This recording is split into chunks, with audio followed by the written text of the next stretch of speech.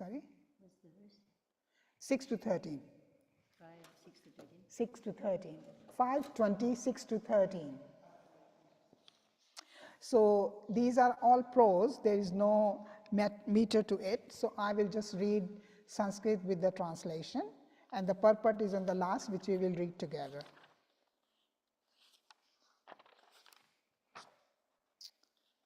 Oh, even the 14 doesn't have purport. Even only 13, 6 to 13, okay. Palkashidhu panchashu purushanam ayur indriyam oja sa balam buddhir vikram iti cha sarvesham atupatiki siddhir avishena varatete. Translation and purport by Srila Prabhupada. Srila Prabhupada ki jai. O King, longevity, sensory prowess, physical and mental strength, intelligence and bravery are naturally and equally manifested in all the inhabitants of the 5 islands headed by Palkasha Dweep. Now, Palkasha Dweep is surrounded by an ocean of sugarcane juice, equal in breadth to the island itself. Similarly, there is then another island, Salmali Dweep, twice as broad as Palkasha Dweep, and surrounded by an equally broad body of water called Surasagar, the ocean that tastes like liquor. On Salmali Dweep, there is a Salmali tree, from which the island takes its name. That tree is as broad and tall as the Palkasha tree. In other words, 100 yojans, 800 miles, broad, and 1,100 yojans, 808,000 miles tall. Learned scholar says that this gigantic tree is residence of Garuda, the king of all birds and carrier of Lord Vishnu. In that tree, Garuda offers Lord Vishnu his Vedic prayers. The son of Maharaj Priyavarta, named Yajunabhu, the master of Salmali Dweep, divided the island into 7 tracts of land, which he gave to his 7 sons. The name of those divisions, which corresponds to the name of the sons, are Surochana, Saumanyasa, Ramanaka, Devavarsha, Paribharda, Apayana, Avijanta. In those tracts of land are 7 mountains: Svarsha, Satsanga, Vamadev, Kunda, Mukunda, Pushpavarsha, Sahasrashruti. There are also 7 rivers: Anumati, Sinivali, Saraswati, Kuhu, Rajni, Nanda, and Raka. They are still existing. Strictly following the cult of Varnashram Dharam, the inhabitants of those islands, who are known as Shrutidharas, Viradharas, Vasundharas, and Isandharas, all worship the expansion of Supreme Personality of Godhead named Soma, the moon god. The inhabitants of Salmali Dweep worship the demigod of the moon in the following words. By his own rays, the moon god has divided the month into 2 fortnights, known as Shukla and Krishna, for the distribution of food grains to the Pitas and the demigods. The demigod of the moon is he who divides time, and he is the king of all the residents of the universe. We therefore pray that he may remain our king and guide, and we offer him our respectful obeisances. Now we read text number 13. We'll do word to word, then it will be easy. You can repeat the word after me. Evam Suradata Bahi Tadviguna Samanena Avrita Grit Udena Yatha Purva Kushadvipa Yasmin Kushastamba Devakrita Tat Dvipe Akhakara Jvalana Iva Aparaha Swaswash Rochisha Disha Virajayati. Yeah, it's good to read the Sanskrit because it's for our purification. The more tough it is, the more purified you get, the more you read it. So the better it is, read as much as you can. That's why I ask you to read text number 13. So now translation and purport. Outside the ocean of liquor is another island known as Kushadvip, which is 800,000 yojans, 6,400,000 miles wide, twice as wide as the ocean of liquor. As Salmala Dweep is surrounded by liquor ocean, Kushadvip is surrounded by an ocean of liquid ghee, as broad as the island itself. On Kushadvip, there are clumps of Gusha grass, which the island takes its name. This Kusha grass, which was created by the demigod by the will of the Supreme Lord, appears like a second form of fire, but with very mild and pleasing flames. Its young shoots illuminates all direction. Purport. From the description in this verse, we can make an educated guess about the nature of the flames on the moon. Like the sun, the moon must also be full of flames, because without flames, there cannot be illumination. The flames on the moon, however, unlike those on the sun, must be mild and pleasing. This is our conviction. The modern theory that the moon is full of dust is not accepted in the verse of Srimad Bhagavatam. In regard to this verse, Sri Vishwanath Chakravarti Thakur says, Shusha Pani Sukamala Siksha Tesha Rochisha. The Kusha grass illuminates all direction, but its flames are very mild and pleasing. This gives some idea of the flames existing on the moon. Om Namo Bhagavate Vasudevaya. Shri Chaitanya Manovishtam Stapitam Yena Bhutale Swamarupa Kadamayam Dadati Swapadantikam Vandeham Shri Gurum Shri Yuta Padakamalam Shri Gurum Vaishnavam Shri Rupam Sagrajatam Sahagana Raghunatanvitam Tam Sajivam Savdetyam Savadutam Parijana Sahitam Krishna Chaitanya Devam Shri Radha Krishna Padam Sahagana Lalita Shri Vishaka Anvitam He Krishna Karuna Sindhu Deen Bandhu Jagatpate Gopesha Gopika Kanta Radha Kanta Namastute Tapta Kanchana Gaurange Radhe Vrindavaneshwari Vishbhanu Sute Devi Pranamami Hari Priye Vancha Kalpatarubhescha Kripa Sindhu Bhavevacha Patitanam Pavnebhyo Vaishnavebhyo Namo Nama Shri Krishna Chaitanya Prabhu Nityananda Shri Advaita Gadadhar Shri Vyasadi Gaur Bhakta Vrinda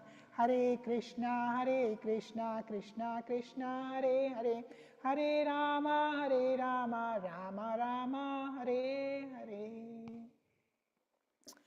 Yes, so we are this chapter, the structure of the universe on the creative impetus, Canto 5. This is a very tough subject matter to speak on, the structure of the universe. And it's a kind of a tug of war between your perception and the conception, tug of war. So when I read it first time, I also got bewildered, confused. That means how it is drastically different than what we scientifically conception we have about the universe. How means like reading these things, Srimad Bhagavatam says that first thing it says, you are not the only inhabitant living entities in this universe. There are other entities living in higher realms, and they are more pious, more opulent than us. Means their structure, this guy has been reading, is the trees as high as 8,000 yojans, means 1,000 yojans. Yojan is a cosmic scale, measurement scale. Like we use kilometer and miles. Kilometer is usually used by Americans and miles is used by UK's people. They also use this one. But in Vedic cosmology, they use yojans. And in Prabhupada times, like in 18th century, 19th century, people were still using yojans in the Indian root village, and they are still using yojan. If you talk to any old person, he will talk in yojans. So that shows that Bhagavatam is coming from there. And yojan is actually 13 kilometer. That's quite a big number. So if you imagine 1,000 yojan tree, what does it mean like? 13,000 kilometer high tree. That means as if you are touching the sky. Isn't it? It's very bewildering. His mind gets confused. What to do?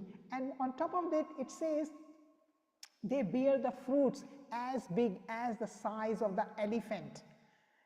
Like a mango is as size as the back of elephant. And this is again beyond fantasy, isn't it? And when they fell down on the ground, means on their island, it produces juices of river, and this juices of river, when reacted with sun rays, it produces gold.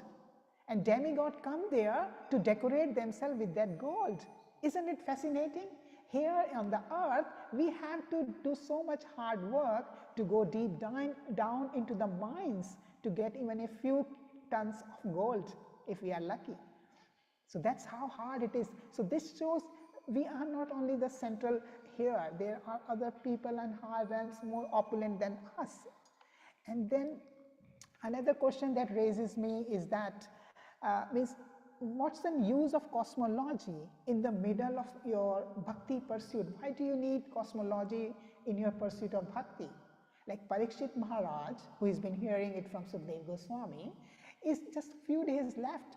What he has to do with cosmology understanding? Why Sukadeva? Is Sukadeva Goswami is confusing us? Or is he giving us like kind of a, what you called, that there is a doubt, that it's a doubt? What's the need? So is it a fairy tale? Is it a doubt? Why is it Sukadeva Goswami giving this cosmology section here? So let's explore this further. So why is this is described? Because one sense we are all limited by our conceptions, and we take that limited conception into the reality and in the limit of reality. And in that sense, when the conception doesn't match up with, when the thing doesn't match up with our conception, we don't like it. We feel discomfort. We feel not comfortable with it. And because that's how I've been trained up. Prabhupada used to give a very nice example on this reference, Dr. Frog philosophy. You must have heard of it. Dr. Frog philosophy. He went, so he has been told, he was living in his 3 feet well, and he has been told there is an Atlantic Ocean. So he said, oh, I don't want to go. It could be just 4 feet high or 5 feet deep, not better than this. So this is what is meant by the conception, how your conceptions takes over perceptions. But what is perception? Perception is actually what you see through your senses. That's how you perceive it. And what is conception? Conception is your mental model that you use to interpret your experience. So like Frog, Mr. Frog, he was living in a well, so his experience is within the well.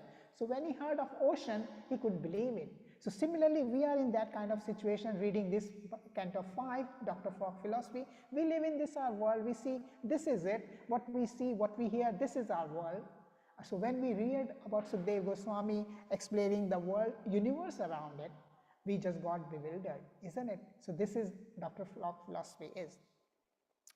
So perception is sometimes the mind is so powerful that it kind of filters it when what we want to hear or what we want to see. Because we see all the time people are dying but saying, oh, I'm not going to die. We see people are aging but saying, no, I'll stay young forever. So this is how the conception overrides the perception. And why conception, how this conception builds? What's the reason for these conceptions to build in our mind, the experiences? It is because of our education, our culture, our society, and our repeated habit that we keep doing it. And the topmost is our ahankar, our false ego, which doesn't let us do most of the good things. And over the time, these conceptions, these bad things, convert, as Acharya says, as your ahankar, as a false avidya. They turn into avidya, which is called the structured ignorance. That means you know it's happening, but you don't want to accept it, isn't it? So it's not so lack of knowledge, intelligence, but it is misdirected intelligence.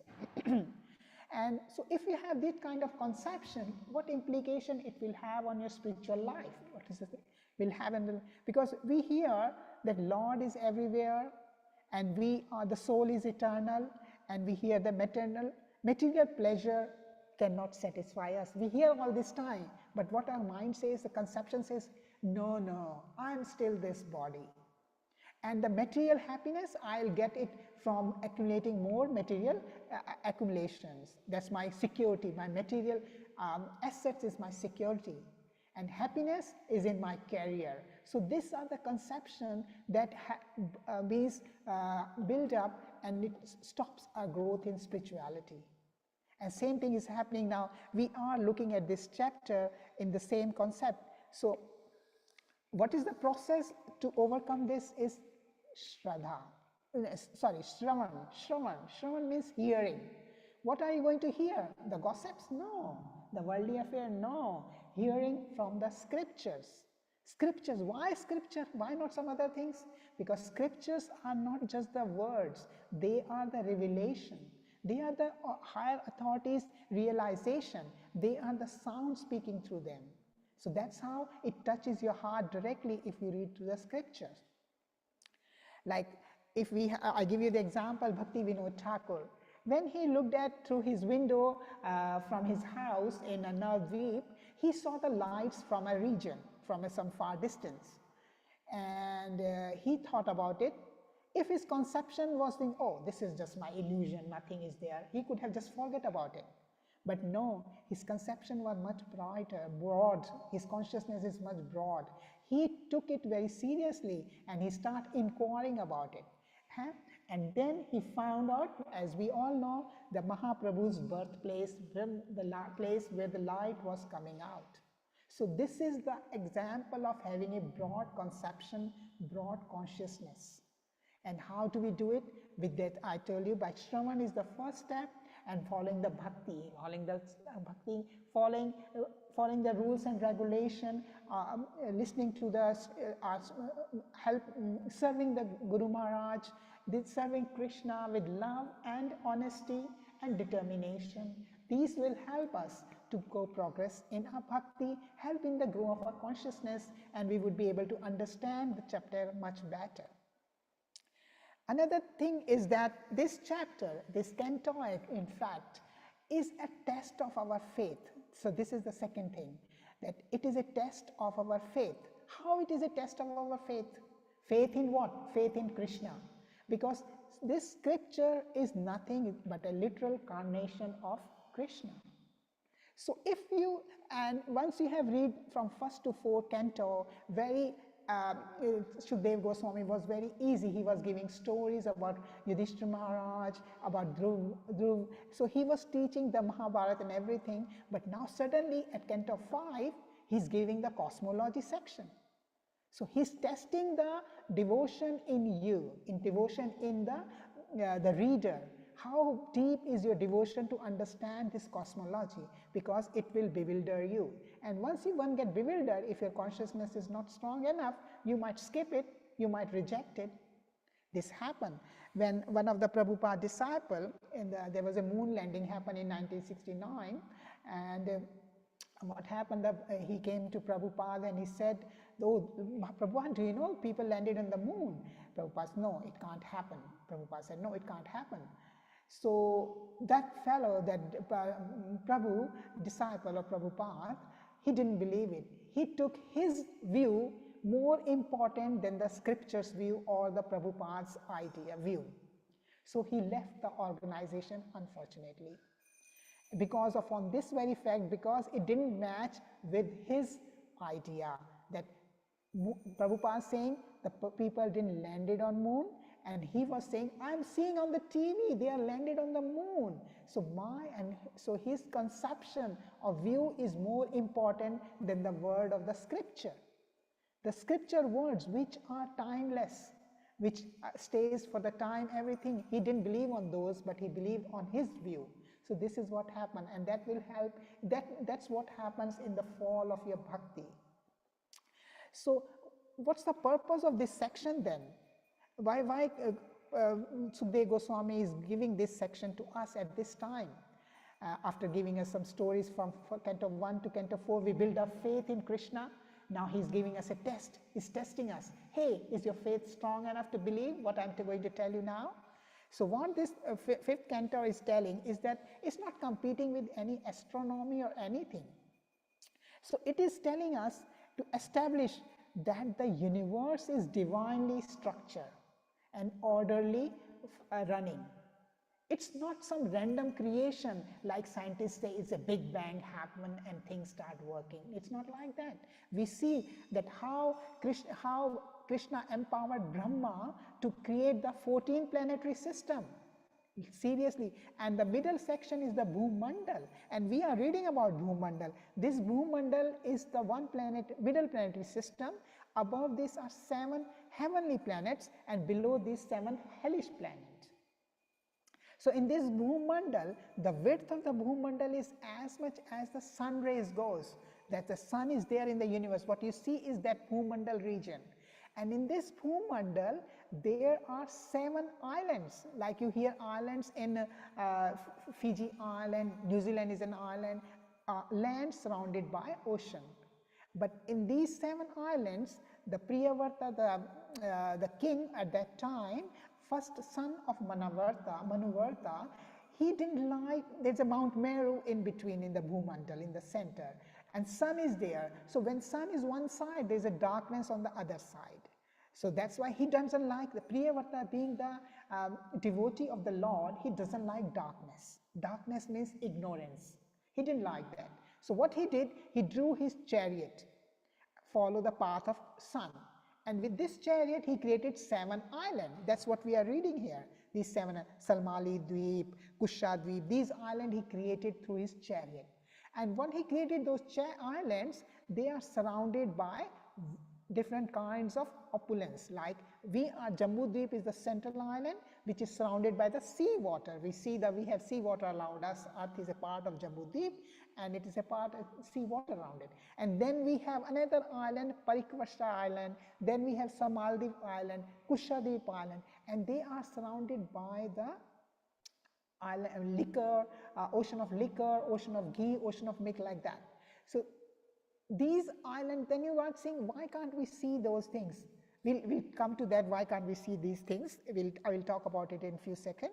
But before we establish why, so this is one of the reasons to establish that the universe is divinely structured. So you can see how divinely structured this universe is by Krishna, isn't it? Everything is in place. It's not randomly created, 14 planetary system. It's done in a proper way with the name of the trees, the rivers, and everything is purely geographically mapped, this cosmology. And then second thing is to remind us that we are not the center, as I told in the beginning, that there are other living entities living in the higher realms. So we are not the center of the universe. So this is another thing he wanted to remind us by these stories, by the prayers. We are not the only one who are offering prayer to the Lord. There are other inhabitants also. And it also reminds us that there is abundance and opulence inherent in God's creation. That means if we have a purity of consciousness, it results in abundance. We know that on earth also, few centuries ago, the things were in abundance. We hear from Parikshit Maharaj, everyone donating so many gold and cows and everything, and we bewildered, how come they are doing so much thing? We don't see this around us. Because Mother Earth has restricted its opulence because of the increase of the impiety. So when that happened, Mother Earth restricted itself. And that's why Sukdev Goswami is giving us the glimpse of those things, that what can the purity of consciousness bring us. Other thing it says also it glorifies Lord's inconceivable energy. That's very important. What is inconceivable energy? Achintya Shakti of the Lord. This chapter explores that part. How does it do it? Achintya Shakti in the sense, same and entire, one and the same at the same different times. What does it mean? That means Krishna is in the Goloka, but he is pervasive to all the parts of the universe through his being seated in the heart of every living entity. That's how he is maintaining it. So this is called simultaneously one and different. So he's one in the Goloka, and that is what bewildered Mayavadi. Because they can't accept that if a Lord has a form, how could he have multiple forms at the same time? That's the Mayavadi's main kind of bewilderment. That's why they give Krishna the form as formless. So they don't want to make form. So that's why they don't experience any relationship. Because with the formless, you can't build up relationship, and with the form you can. And that's why we are Mayavadis. That's why Chaitanya Mahaprabhu also warn us, don't listen to Mayavadi because they take you toward the formless feature of Krishna. There is nothing wrong in it, but it is going to degrade you. It will take you longer to come back to the form where you have a personal experience with the Lord. So that's your choice, but that's why Mahaprabhu warned you, don't listen to Mayavadis. And another thing it does, it breaks your material ego. This chapter, these are the few things that chapter is doing to you. So it breaks your material ego. What is that material ego? I know everything. That is our material ego. I know everything. What does it do? This I know everything is like, oh, don't need to tell me anything. I know it. Even if we are not only get bewildered by this, even Brahma, he is got that material ego because he is also in material world. He is the first person, he is all mind, he is so intelligent. He created all this creation, even though he has that ego. I know everything. And how do we know that he has that ego? We know it through the Brahm Vimoh Leela. We know very well that Leela because Krishna was killing as a little cowherd boy all these demons. And Brahma thought, how could this little cowherd boy do all these things? And they are saying he's a supreme personality of God, and let me test him. And that's what he did. And what he did, he stole away Krishna's dear Gopalas, Gopas and the calves. And then Krishna showed him, I am superior to you by recreating all the Gopas and the calves. And that's called Brahm Vimoh Leela. So even though, so if Brahma has it, we also have it, but we need to overcome that I know everything attitude, and that's why Sukdev Goswami is teaching us through this canto 5. And finally, it also is the vastness of creation. It bewilders you. What does this vastness show? This bigness, big world show us that it shrinks our ego. It brings a detachment.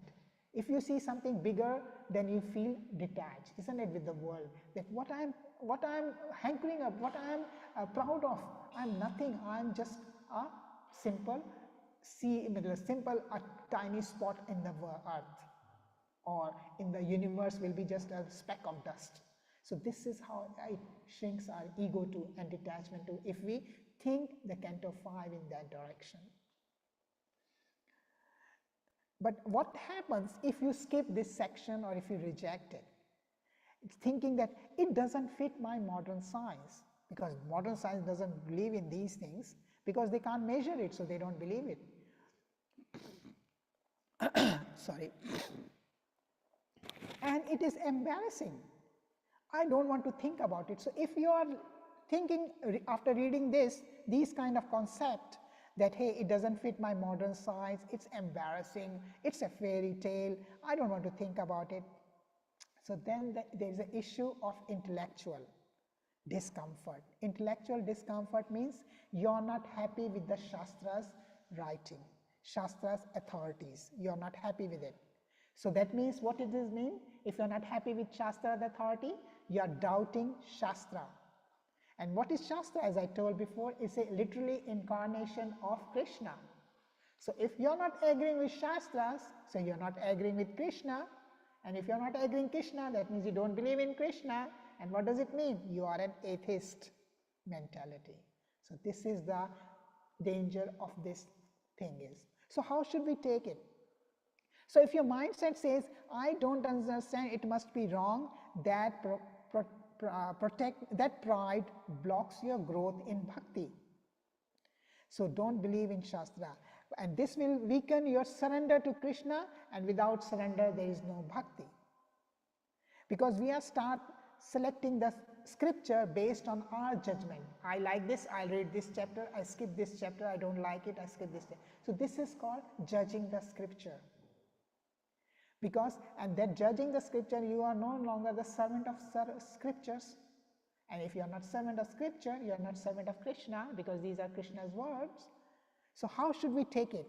But the balanced approach should be, instead of skipping, try this attitude. This section is revealing the Lord's universal form and management. I may not fully grasp it, but I honor it.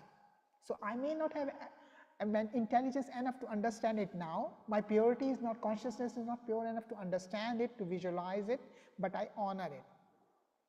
I don't fully understand it, but I have a faith in Shastras that in due course of time it will be relieved to me. So we don't blindly reject it. Because if you blindly reject it, that means it's an ego rejection, because you rejected it because of your ego. And if you blindly believe it, blindly faith in it, that means your faith is weak. You're not weak. You are weak in that. So therefore we have to have a thoughtful inquiry. It's an attitude to go with. That is called mature Shraddha. You read about it, you think about it, and question about it. That's the way to go about this section. So when we accept the authority, Srimad Bhagavatam says it should be accepted as a spiritual authority. Its ontological depth. What is ontological means? Dealing with the nature of the being. That's ontological study. So that's how we see. This is how we have to accept this, that this is a spiritual authority. This is it gives me an ontological depth, how the living being lives, and its purpose in guiding the consciousness. With this mental attitude, if we take this Canto 5, read it through, that's the base, that's the healthy approach, rather than simply rejecting or skipping over this chapter. Oh, it doesn't fit my criteria, my conception, so I relieved it.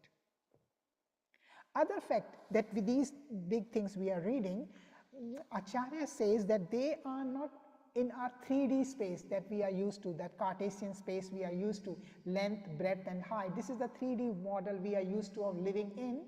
So this world, the cosmological world, is not on that scale. It is a multi-dimensional scale. There are more layer to it, more reality and consciousness involved in it than just the 3D space. Now even the science is also changing with time.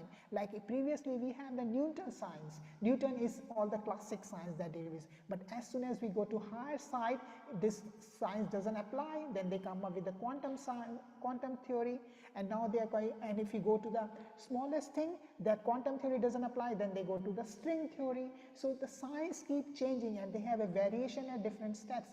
But the test, the scripture stays with the test of the truth. They don't change. They say it what it is. But it takes time for us to visualize it, to realize it, and to see it, to instrumentally measure it. Mind exists, but we cannot measure it. So scientist doesn't deny that.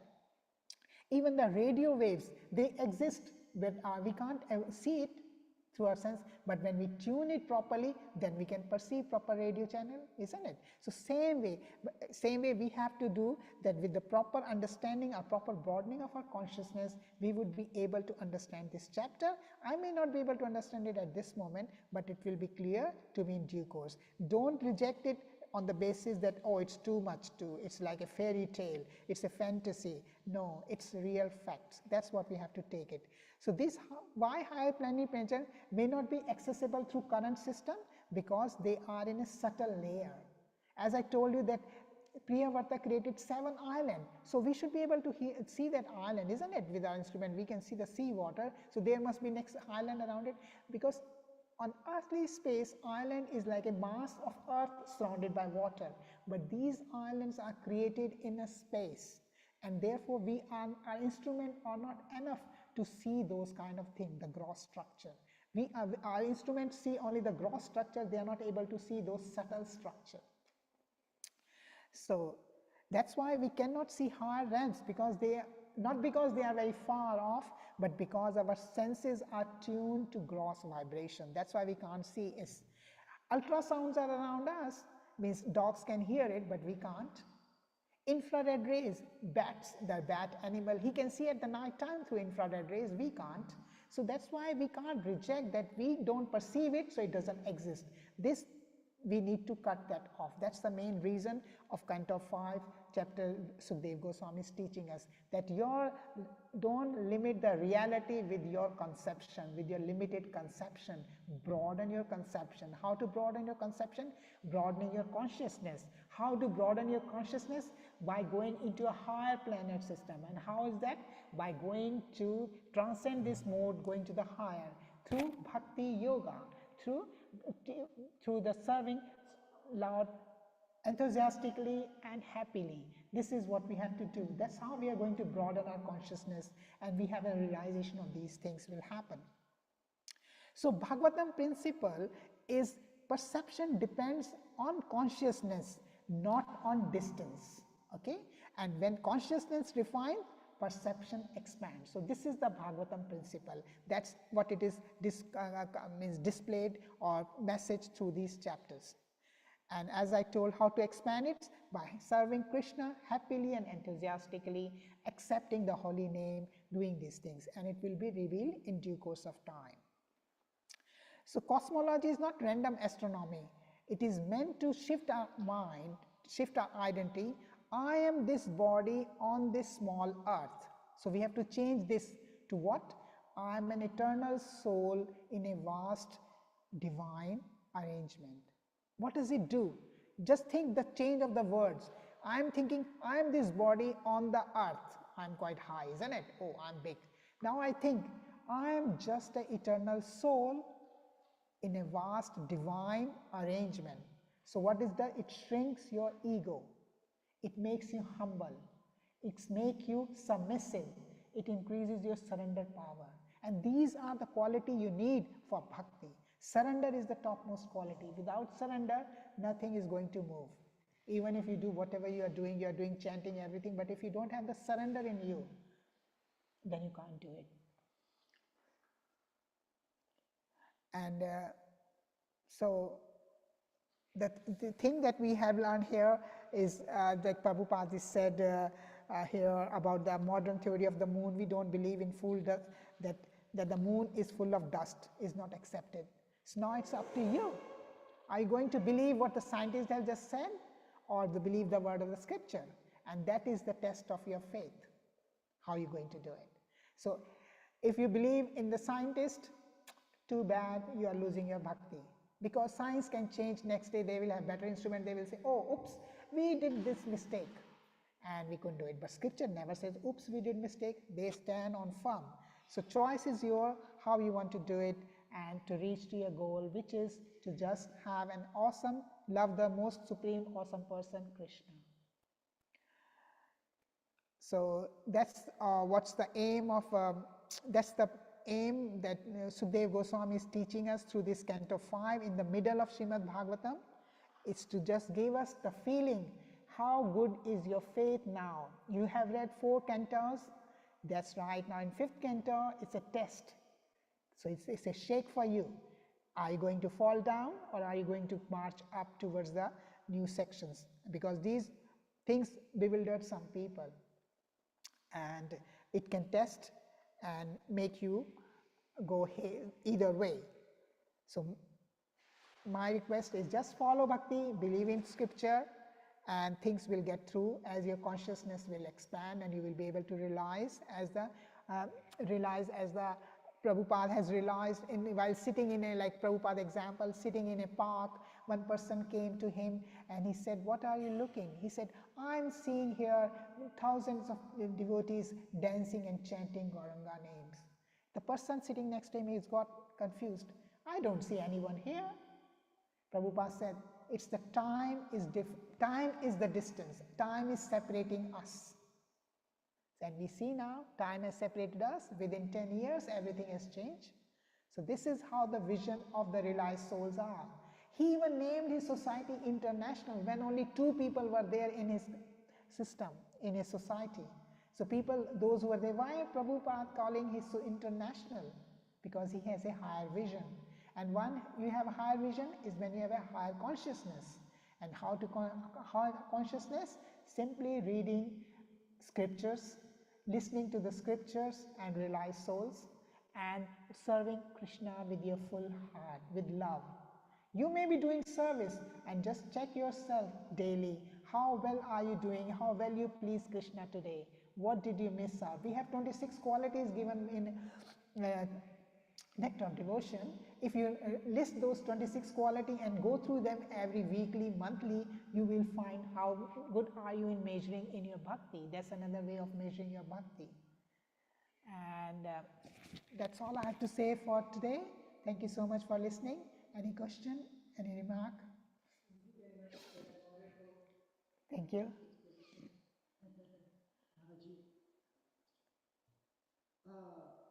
Just like say, as a devotee, how can I reconcile the Srimad Bhagavatam cosmology or the Shastra base at the same time in the point of view of the modern scientific view?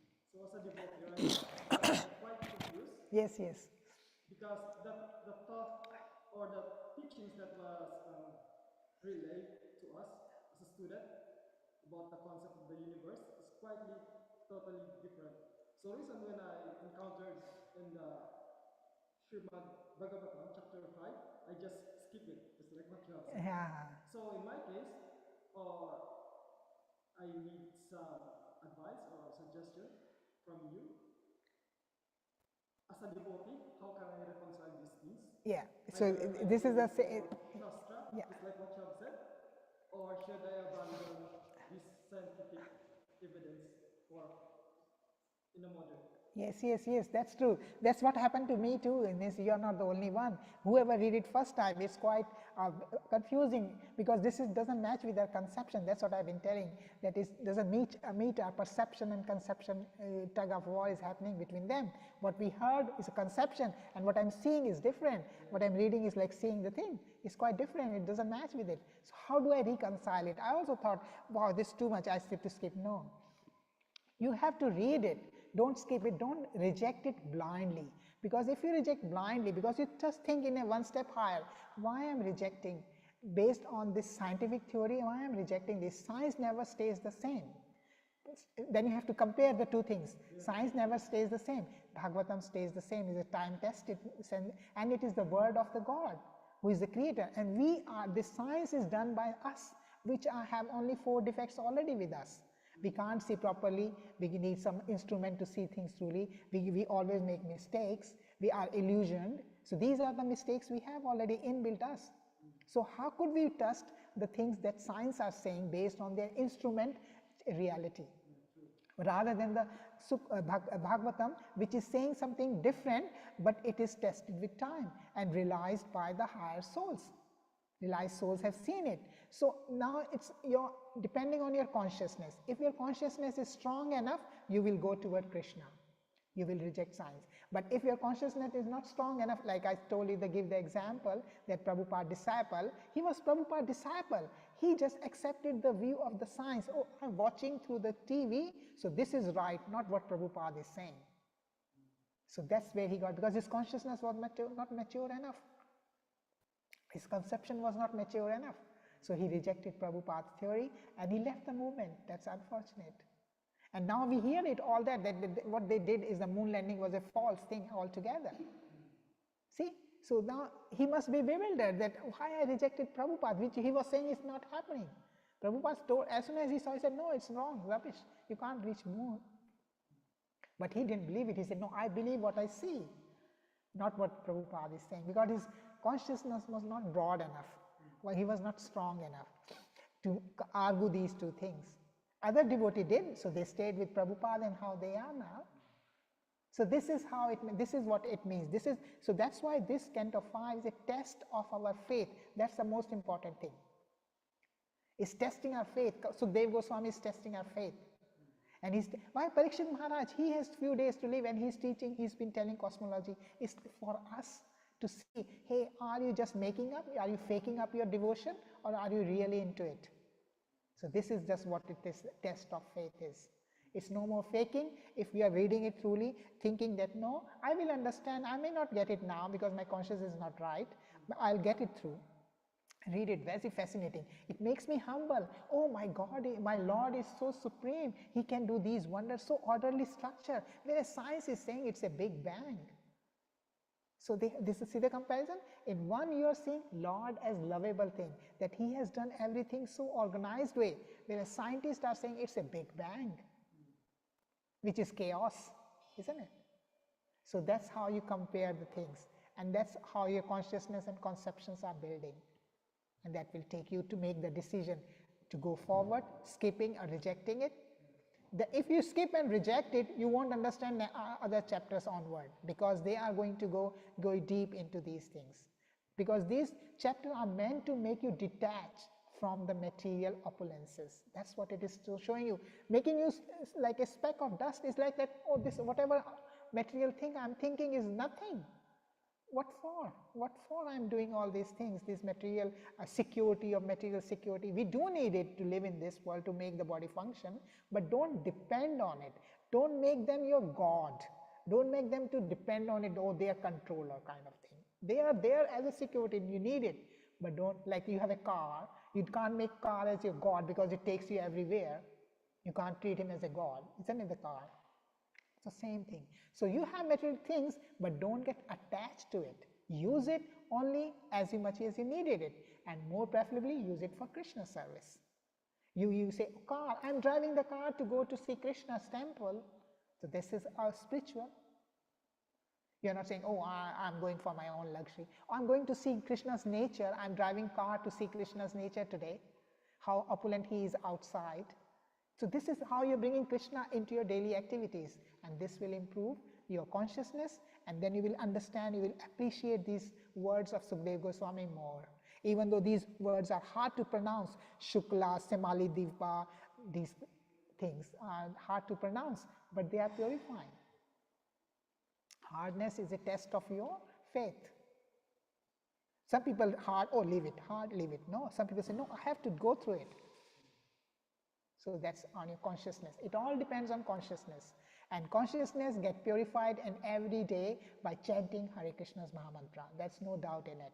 And you will find it different. If you come back after 1 year, you read it now. After 1 year, when you come back, you will find it in different light altogether. And you will say, wow, why did I miss this last time? It's so interesting, so fascinating. So I find it fascinating now because the thinking that, oh, it's Lord's creation, he has done it so nicely. So when you read with that mind, it is like that. So that's how you should take it. Thank you. Any other question? Can I just share also? Yeah? From this question, that to reconcile, Prabhupada said in Shri Upanishad that we should study both. You know, like we already studied that, but our study in science is not also very deep. No? In our science, like from grade 1 up to high school, our cosmology is not. We don't actually study. Oh, there are 9 planetary systems, and that's it. We don't really know about it. So, but if you really want to know, then you have to study both and comparative study, right? Very objectively. You already answered about the faith. We should have the faith, because otherwise, Prabhupada said. Anyway, what's the result of them going to the moon? Rocks only. They were like, okay, can people eat even rocks? People don't survive with rocks. So it's like a useless project. So that's already one down, defeat for the materialists. But Prabhupada said in Akanta's Upanishad that you have to study both impersonalism and personalism, and then you make your own decision. And then you can also see that in the fifth canto of Bhagavatam, like now we're reading this verse, like, wow, like, we haven't heard this. Like an ocean of ghee or milk or liquor. Wow, you know, like that. Like so, just by that one verse today, you can already be like, yes, Prabhupada, we follow you. You know? Yes. That's we have to have build up awe and reverence. That's what is Sukadeva Goswami. That's what I'm saying again. This canto is a test of our faith. How far is your consciousness is? Where are you going with this consciousness? Are you accepting it or are you rejecting it? Or are you just saying, oh, no, it doesn't matter me. But you should say, no, I can't understand it now. I can understand Krishna is so great. We have to be like, the story has been told many times. The story of a cobbler and of a Brahman is been told many times in this. So like, I again repeat it, that when Narad Muni came, and he was saying that he went to the Brahman who is very much doing the things in a very rightly order. He said, he asked Narad, where are you going? I said, I'm going to see Krishna, Lord Vishnu, they said Vishnu. And then he said, okay, can you ask him when will I come back to him? Okay, and same way when he go further, he saw a cobbler who was doing his work attentively, and he also asked the same thing. So where are you going? I'm going to see Krishna, Lord Vishnu, and can you please ask when will I be going back to him? And okay, so Narad Muni went to Lord Vishnu, and he said, okay, I met 2 people and they asked this thing. So Vishnu said nothing to each of them. And he said, you tell cobbler that he will be coming soon to me, but Brahman, he won't be coming to me for another millions years. And Narada got confused. Brahman is following so much bhakti, so much doing everything so orderly. Why he is giving so much long time to come back to Krishna? And this cobbler, he was just doing his work. And what makes him to go so quickly to Krishna in this lifetime? So Vishnu said, "You just tell them that I was putting an elephant through the needle's eye." Okay, how could you put an elephant through a needle's eye? The thing is, he said, okay. So when he met Brahman, he said that. So he met Brahman. He said, okay. Vishnu said that you will be meeting him after millions of years. Brahman said, no, you are bluffing. You didn't go and see Vishnu. You are just saying like that. You didn't go.